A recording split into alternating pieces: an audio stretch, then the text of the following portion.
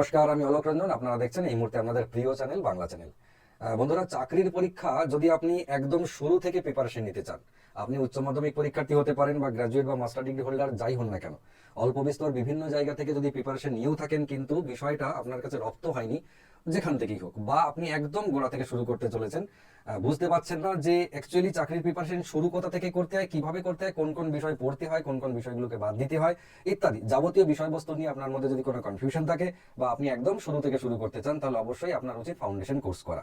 এই foundation course, যার আগে নাম ছিল কম্বাইন্ড কোর্স, এটা মানুষ এতটাই তিতবিরক্ত হয়ে গেছে, মানে কেন বলছি আমি কথাটা, এখন আমাদের চারপাশে প্রচুর কোচিং সেন্টার হয়েছে।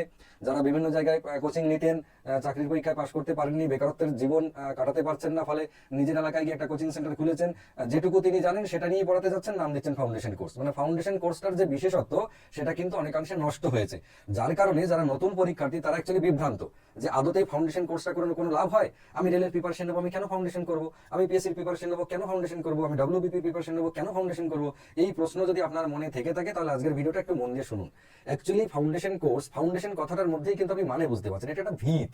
চাকরির পরীক্ষার্থীরা যখন প্রিপারেশন শুরু করেন, অ্যাকচুয়ালি প্রয়োজন হয় কি আমাদের এটা আগে বুঝতে হবে। চাকরির পরীক্ষায় যে যে সিলেবাস থাকে, যে যে সাবজেক্ট থাকে, তার প্রত্যেকটা টপিক ধরে ধরে শেখানো হয় অ্যাকচুয়ালি ফাউন্ডেশন কোর্সে। দেখা যায় যে ব্যাংকের পরীক্ষার সঙ্গে রেলের পরীক্ষার 60% মেলে, 40% আলাদা। এসএসসির পরীক্ষার সঙ্গে রেলের পরীক্ষার 80% মেলে, 20% আলাদা, বা এসএসসির সঙ্গে পিএসসির 80% মেলে, 20% আলাদা। তো এই ফাউন্ডেশন কোর্স আমরা যেটা করাই অন্যদের থেকে আমরা কেন আলাদা, এখানে দেখবেন আমি লিখে দিয়েছি অন্য সবার থেকে আমাদের ফাউন্ডেশন আলাদা। অ্যাকচুয়ালি আমাদের ফাউন্ডেশন সত্যিই আলাদা, যার কারণে আমাদের সাকসেস রেট এত বেশি। মানে আমাদের সাকসেস রেট এই মুহূর্তে 100%। ভাবতে অবাক লাগছে, আপনার মনে হতে পারে আমি অত ফালতু কথা বলছি, কিন্তু না বন্ধুরা, আমাদের সাকসেস রেট 100%।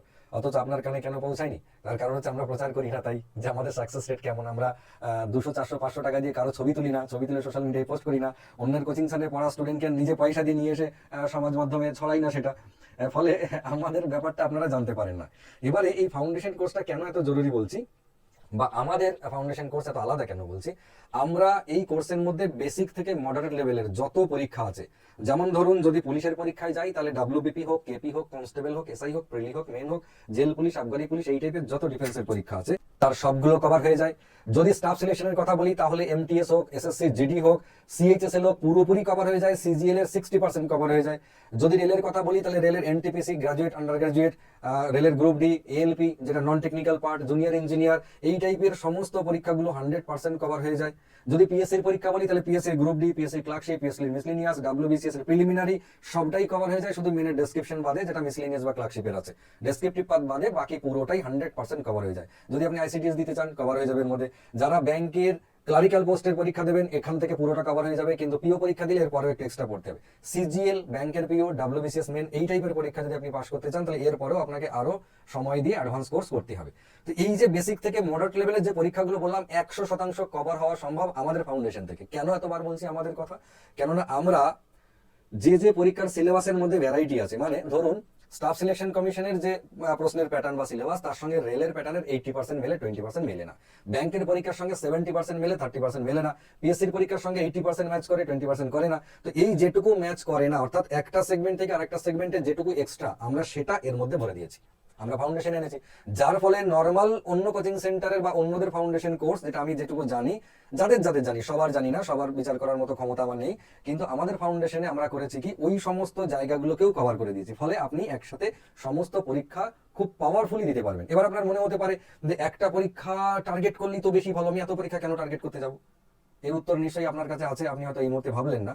আজকের দিনে দাঁড়িয়ে কেউ যদি মনে করেন যে আমি স্কুল টিচার ছাড়া হব না, দরকার পড়লে লেবারি করব, মাঠে ঘাটে কাজ করব, অন্য কিছু করব, কিন্তু অন্য চাকরি করব না স্কুল টিচার ছাড়া, তারা দেখুন 10 বছর বসে আছেন। আপনি যদি মনে করেন পার্টিকুলার এই চাকরি করবো, পেলে করবো, না পেলে অন্য কিছু করবো না, বসে থাকতে হতে পারে। তো এই যে যে যে পরীক্ষা সামনে আসবে আমি সমস্ত পরীক্ষা ফুল কনফিডেন্সের সাথে, ফুল প্রিপারেশন নিয়ে অ্যাটেন্ড করব, এইটা যদি আপনার মানসিকতা থাকে তাহলে আমাদের ফাউন্ডেশনে আসতে হবে। হ্যাঁ, কোর্সটা একটু বড়, অবশ্যই বড়। বড় কোর্স বলে আমরা যে টাইমটা পড়াচ্ছি এটা গোটা পশ্চিমবঙ্গে আবাসিক কোচিং সেন্টার ছাড়া, আমি খুব জোর গলায় বলছি, আবাসিক কোচিং সেন্টার ছাড়া এতটা টাইম কেউ পড়ায় না। আমাদের অফলাইন ফাউন্ডেশন ব্যাচ মার্চের দ্বিতীয় সপ্তাহে শুরু হতে চলেছে। এই জাস্ট আজকে মার্চের 1 তারিখ, আর দিন 15-এর মধ্যে নতুন ব্যাচ শুরু হবে। আপনারা আসলে ইমিডিয়েটলি আপনাদেরকে অ্যাডমিশন নিতে হবে। এইটার মধ্যে কি পাবেন? সপ্তাহে 3 দিন ক্লাস পাবেন মিনিমাম। 7 দিনও সম্ভব ক্লাস। আমি বলছি মিনিমাম 3 দিন পাবেন, সকাল 9:30 থেকে বিকেল 4টে পর্যন্ত আমাদের ক্লাস, 6.5 ঘন্টা, মাঝখানে 30 মিনিট খাবার ব্রেক পাবেন, 6 ঘন্টাই ক্লাস থাকবে, পার সাবজেক্ট 2 ঘন্টা করে ক্লাস। বোঝা গেল? এরপরে কি হবে, এই যে আমরা পড়াচ্ছি, একদিকে সমস্ত চ্যাপ্টারের সমস্ত টপিক আপনাকে যেমন শেখাচ্ছি, একটা হিউজ টাইম পেলে 50টা ম্যাথই আপনি করতে পারবেন, 50টা ইংরেজি আপনি করতে পারবেন। এরকম পরিস্থিতিতে পরীক্ষার হলে হিউজ টাইম আপনাকে দেবে না, দেবে কম সময়। 100টা প্রশ্ন উত্তর দেওয়ার জন্য কোনো পরীক্ষায় 60 মিনিট টাইম পাবেন, তো কোনো পরীক্ষায় 90 মিনিট পাবেন। তাহলে দেখা যাচ্ছে যে মোরলেস 35 থেকে 40 সেকেন্ডও পার কোশ্চেনে পেতে পারেন, আর 50 থেকে 55 সেকেন্ডও পেতে পারেন। তাহলে এইরকম পরিস্থিতিতে এই যে 50টা ম্যাথ করার জন্য যে আপনাকে যদি আমি 1.5 ঘন্টা টাইম দিই, আমার ফাউন্ডেশন কোর্স করার পরে আপনি সেটা করে ফেলতে পারবেন নর্মালি। কিন্তু পরীক্ষার হলে তো ওই 50টা ম্যাথের জন্য 1.5 ঘন্টা দেবে না, আপনাকে দেবে মেরে কেটে 35 থেকে 40 মিনিট আপনি পাবেন। তাহলে ওই টাইমে শেষ করবেন কিভাবে? তার জন্য আমরা কি করি, আপনি যে সপ্তাহে আপনার ক্লাস শুরু করবেন সেই সপ্তাহ থেকে কোর্সের সঙ্গে প্রত্যেক সপ্তাহে 2টো করে 100 নম্বরের ফুল মক টেস্ট আমরা নিই, প্রত্যেক সপ্তাহে 2টো করে মিনিমাম। কি হিসেবে নিলাম? একটা মক টেস্ট হচ্ছে সারা বছর বা সারা মাস ধরে আপনাকে যেটা আমরা পড়াবো হুবহু সেটার উপরেই প্রশ্ন করি, না কোশ্চেন পাল্টাই না অপশন পাল্টাই। ফলে আপনি যেটা সারা মাস ধরে পড়লেন সেইটা কতটা মনে রাখতে পেরেছেন, কতটা চর্চা করছেন বাড়িতে, তার প্রভাব দেখা যাবে সেই মক টেস্টে। আপনি যে প্রশ্নই পরীক্ষাতে পাবেন সেটাই আপনার খাতায় রেডি করা আছে। ফলে ওইটাতে 100 পাওয়ার চেষ্টা করতে হয় প্রত্যেকে। যদি কেউ কম নাম্বার পায় আমরা তাকে প্রেশার দিয়ে দিই, বুঝে যায় যে বাড়িতে পড়াশোনা করছে না, সে নিজেও নিজেকে প্রেশার দেয়, আমরাও প্রেশার দিই। তারপরে যে সেকেন্ড মক টেস্টটা করি, যেহেতু এটা ফাউন্ডেশন ব্যাচ, তাহলে এখানকার স্টুডেন্টরা সব রকম পরীক্ষায় বসে। তাহলে সামনে যদি রেলের পরীক্ষা আসে আমরা রেলের প্যাটার্নে প্রশ্ন করি, যদি পুলিশের পরীক্ষা আসে পুলিশের প্যাটার্নে প্রশ্ন করি, যদি অন্য কোনো পিএসসির পরীক্ষা আসে সেই প্যাটার্নে প্রশ্ন করি। অরিজিনাল লেভেল মেনটেন করে আমরা সেই প্রশ্নটা এখানে নিয়ে আসি। সেকেন্ড মক টেস্টটা সেম ডেতে, প্রথমটা হয়ে যাবে, খাতা দেখা কমপ্লিট, নাম্বার দেওয়া complete, instant second mock test শুরু।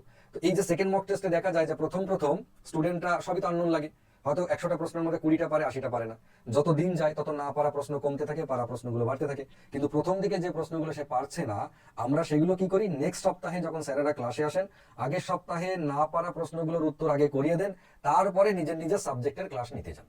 এর ফলে কি হয়, একদম মাসের প্রথম সপ্তাহ থেকে স্টুডেন্টরা যেমন যেটা শিখছে তার চর্চা হয়ে যাচ্ছে, তার সঙ্গে এক্সট্রা যে পরীক্ষাগুলো সামনে আসছে সেই প্যাটার্নেও চর্চা হচ্ছে। ফলে একদিকে শিখছে, একদিকে স্পিড তৈরি হচ্ছে।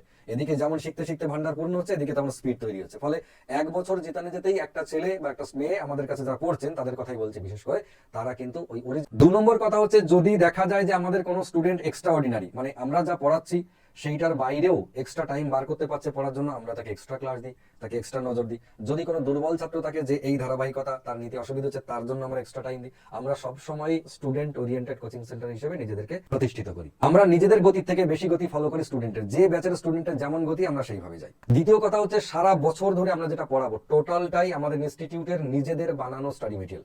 আমরা বাইরের কোনো কিছু ব্যবহার করি না, টোটালটাই আমাদের। আপনি সারা বছর আমাদের কাছে পড়বেন, টোটাল 12 মাসের 12টা বই স্টাডি মেটেরিয়াল, টোটাল 12 মাসে যে 104 খানা মক টেস্ট আপনাদের নেব, সেই 104টে মক টেস্টের কোশ্চেন পেপার ওই মাসের সবটাই আমরা দেবো, বাইরে থেকে আপনাকে কিচ্ছু নিতে হবে না। যদি দেখি আপনার প্রচুর সময় রয়েছে, আপনি অনেক বেশি এক্সট্রাঅর্ডিনারি, তখন আমরা এক্সট্রা কিছু আপনাকে সাজেস্ট করবো।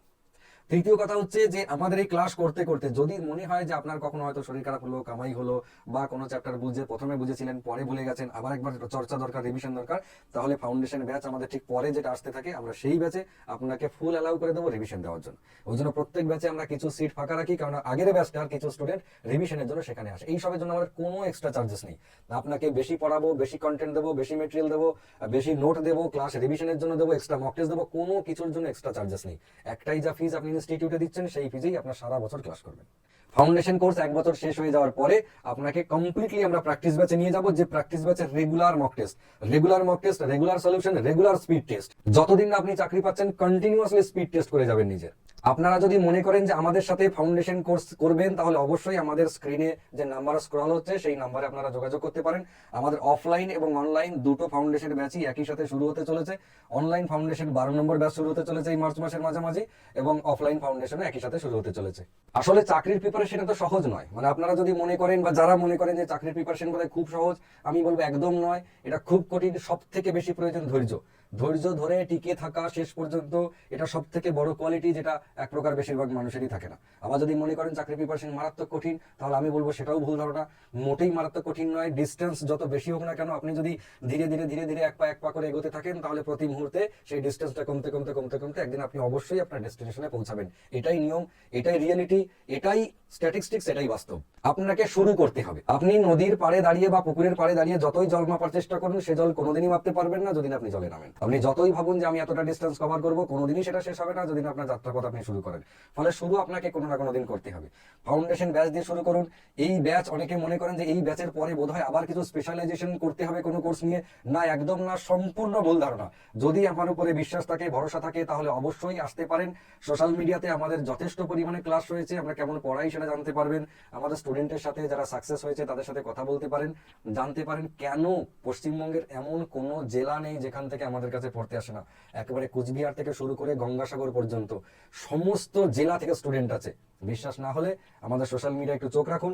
পারলে যে কোনো দিন আমার ইনস্টিটিউটে চলে আসুন, যে কোনো দিন, যে কোনো সময়, যে কোনো ব্যাচে ঢুকে আপনি, অবশ্যই ক্লাস না চললে, ক্লাস শেষ হলে, যে কোনো ব্যাচের স্টুডেন্টকে আপনি যদি জিজ্ঞেস করেন একটা থেকে বাড়ি কোথায়, কেউ বলবে কুচবিহার, কেউ বলে উত্তর দিনাজপুর, দক্ষিণ দিনাজপুর, মালদা, মুর্শিদাবাদ, বাঁকুড়া, পুরুলিয়া, মেদিনীপুর, দক্ষিণে এদিকে গঙ্গাসাগর, ক্যানিং, সমস্ত জায়গারই, এদিকে বনগাঁ, বসিরহাট, মসলন্দপুর, সব জায়গা থেকে স্টুডেন্ট আসে। কেন এত দূর থেকে আসে? কিছু তো একটা আছে যার কারণে তারা এত দূর থেকে আসে।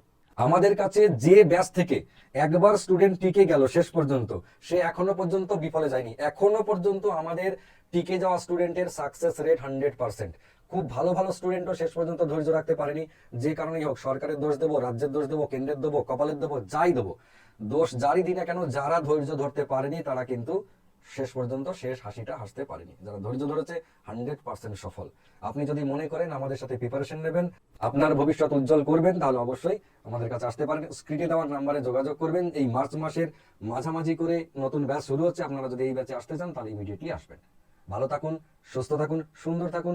নমস্কার।